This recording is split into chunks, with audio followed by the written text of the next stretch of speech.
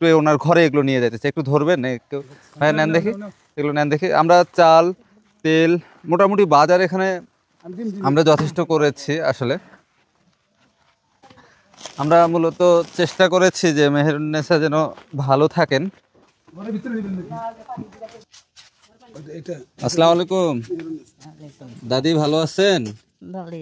আপনার বয়স কত দাদি?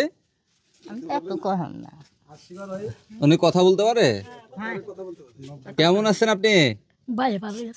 ভালো আছে। যে মানুষটার ব্যথায় ব্যথিত হয়ে কোটি মানুষ কেঁদেছেন, প্রবাসী অনেক ভাইয়েরাও আক্ষেপ জানিয়েছেন যে আসলে প্রতিবেশী হয়ে প্রতিবেশীর হক কতটুকুই বা রক্ষা করতে পারছি আমরা। তো আমাদের সামনে সেই ৭৫ বছর বয়সী বয়োবৃদ্ধ মেহেরুন্নেছা আছেন। ওনার থেকে ওনার মা যথেষ্ট স্ট্রং, যে এখানে উনি বসে আছেন, ওনার বোন আপনি, তাই না? তো এই মানুষটা এতটা অনাদর অবহেলায় মাটির ঘরে দিন কাটাইছে। তো এই মানুষটাকে আপনারা সবাই মিলে তো দেখতে পারতেন, তো এটা উনি এত কষ্ট করে কাটাইছে, তো আপনারা ওনাকে তো হেল্প করতে পারতেন। আমি করতেছি, আমার গ্রামের মানুষও জানে যে আমি মা বোন, আমি তো। আপনি করেন? হ্যাঁ, আমি করি।